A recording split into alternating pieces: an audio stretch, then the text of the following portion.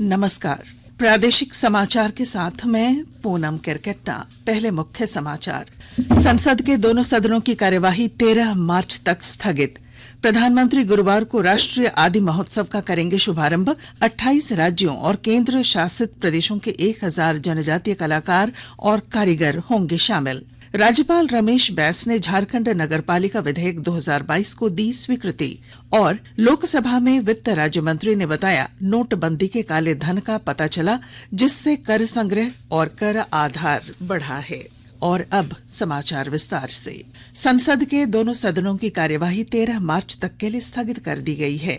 इससे पहले संसद के बजट सत्र के पहले चरण की चर्चा के पहले दिन राज्यसभा में विपक्ष के नेता मल्लिकार्जुन खड़गे की टिप्पणी को संसदीय रिकॉर्ड में शामिल नहीं करने, अदानी समूह के मुद्दे और अन्य मामलों में विपक्ष ने जोरदार विरोध प्रकट किया। सुबह जैसे ही सदन की कार्यवाही शुरू हुई, सभापति जगदीप धनखड़ ने आम आदमी पार्टी और मार्क्सवादी कम्युनिस्ट पार्टी द्वारा पेश स्थगन प्रस्ताव को नामंजूर कर दिया। विपक्ष ने अन्य मुद्दों पर भी शोर शराबा जारी रखा। इसे देखते हुए सभापति ने सदन की कार्यवाही अगले महीने की 13 तारीख तक स्थगित कर दी। प्रधानमंत्री नरेंद्र मोदी गुरुवार को दिल्ली के मेजर ध्यानचंद स्टेडियम में राष्ट्रीय आदि महोत्सव का शुभारंभ करेंगे। जनजातीय मामलों के मंत्री अर्जुन मुंडा ने बताया कि 28 राज्यों और केंद्र शासित प्रदेशों के 1000 जनजातीय कलाकार और कारीगर इस उत्सव में शामिल होंगे। उन्होंने कहा कि उनका मंत्रालय यह सुनिश्चित करने का हर संभव प्रयास कर रहा है कि जनजातीय समुदाय के लोगों की पूर्ण भागीदारी इसमें हो और आत्मनिर्भर भारत के दृष्टिकोण को साकार किया जा सके। उन्होंने यह भी कहा कि आदि महोत्सव राष्ट्रीय और अंतर्राष्ट्रीय बाजारों में जनजातीय उत्पादों को बढ़ावा देने का प्रमुख मंच है। प्रमुख शहरों में आदि महोत्सव के आयोजन की सोच जनजातीय कारीगरों के लिए वरदान साबित हुई है, क्योंकि इसके माध्यम से बिचौलियों से उन्हें छुटकारा मिल गया है और बड़े बाजारों तक सीधे उनकी पहुंच हो गई है।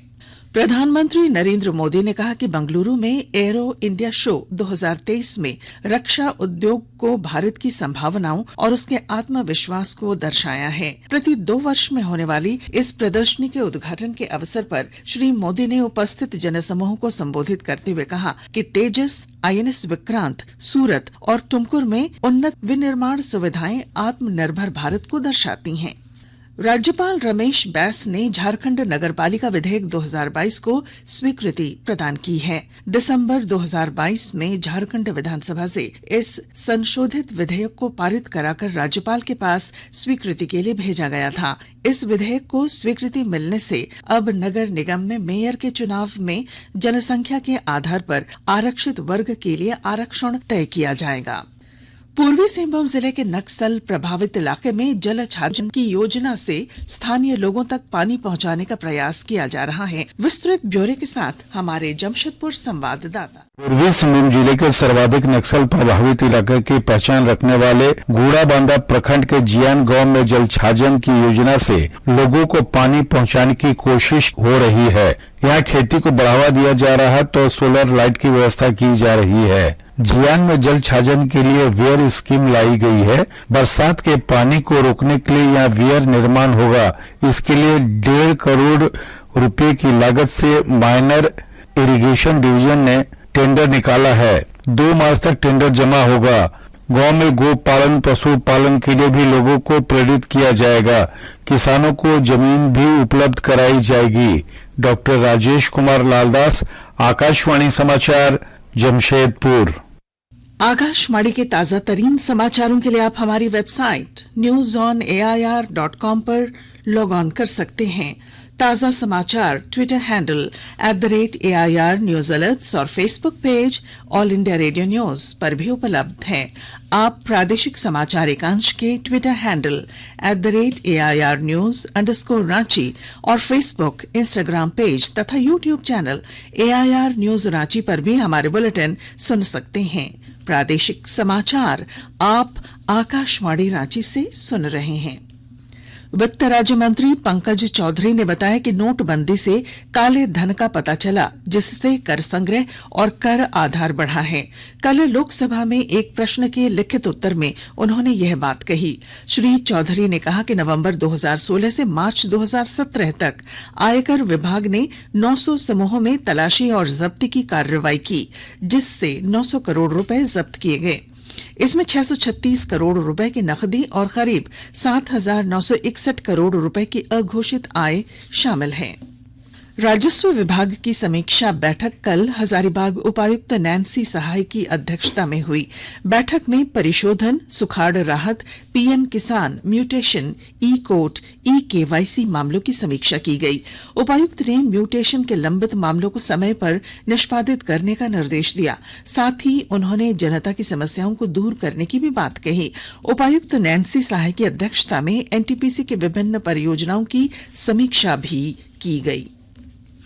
सरायकेला जिले के राजनगर प्रखंड क्षेत्र के हेसल स्थित विद्युत शक्ति उपकेंद्र का उद्घाटन आदिवासी कल्याण सह परिवहन मंत्री चंपई सोरेन और सांसद गीता कोड़ा ने संयुक्त रूप से किया।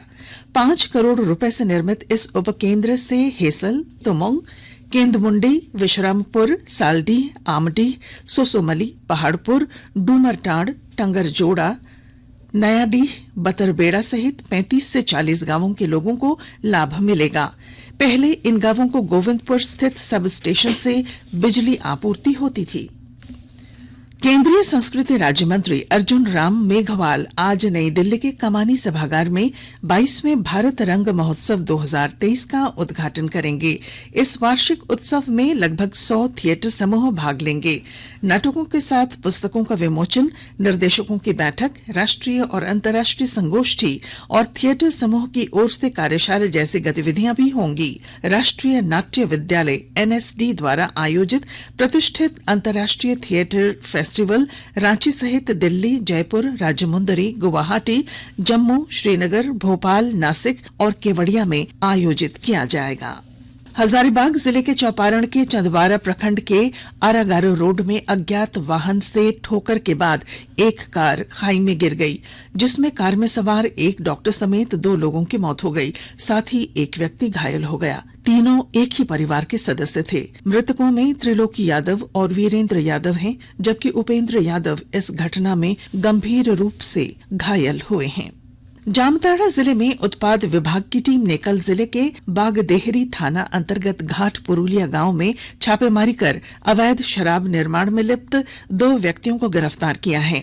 उत्पाद विभाग के अवर निरीक्षक BL सोरेन ने बताया कि इस दौरान 27 लीटर अवैध महुआ शराब और 2 क्विंटल जावा महुआ शराब जब्त की गई। मौसम। राज्य में पिछले 24 घंटों में मौसम शुष्क रहा। सबसे अधिक उच्चतम तापमान 32.4 डिग्री जमशेदपुर और चाईबासा में, जबकि सबसे कम न्यूनतम तापमान 6.4 डिग्री सिमडेगा में दर्ज किया गया। मौसम विभाग के पूर्वानुमान में 16 फरवरी तक आसमान साफ और मौसम शुष्क रहेगा। और अब अखबारों की सुर्खियां। रांची से प्रकाशित अधिकांश अखबारों ने सिंदरी के भाजपा विधायक इंद्रजीत महतो के बेटे की खुदकुशी की खबर को पहले पन्ने पर प्रकाशित किया है। प्रभात खबर ने लिखा है, सिंदरी विधायक इंद्रजीत महतो के बड़े बेटे विवेक ने सिल्ले में की आत्महत्या। दैनिक भास्कर की सुर्खी है, women's premier league top 10 players में 7 भारतीय। सबसे महंगी महिला क्रिकेटर स्मृति को आरसीबी ने 3 करोड़ 40 लाख में चुना। हिंदुस्तान अखबार लिखता है, झारखंड की 11 सड़कों के लिए केंद्र से 786 करोड़ मंजूर। दैनिक जागरण की सुर्खी है, निकाय चुनाव और कॉलेजों में शिक्षकों की नियुक्ति का रास्ता साफ। राज्यपाल रमेश बैस ने जाते जाते 1 विधेयक और 2 नियमावलियों को दी स्वीकृति। और अंग्रेजी अखबार द टाइम्स ऑफ इंडिया और हिंदुस्तान टाइम्स ने बंगलुरु में हुए एयर शो की खबर को अपनी सुर्खी बनाई है। और अब अंत में मुख्य समाचार। संसद के दोनों सदनों की कार्यवाही 13 मार्च तक स्थगित। प्रधानमंत्री गुरुवार को राष्ट्रीय आदि महोत्सव का करेंगे शुभारंभ। 28 राज्यों और केंद्र शासित प्रदेशों के 1000 जनजातीय कलाकार और कारीगर होंगे शामिल। राज्यपाल रमेश बैस ने झारखंड नगरपालिका विधेयक 2022 को दी स्वीकृति। और लोकसभा में वित्त राज्य मंत्री ने बताया, नोटबंदी नोटबंदी से काले धन का पता चला, जिससे कर संग्रह और कर आधार बढ़ा। और इसके साथ ही आकाशवाणी रांची से प्रादेशिक समाचार का ये बुलेटिन समाप्त हुआ। नमस्कार।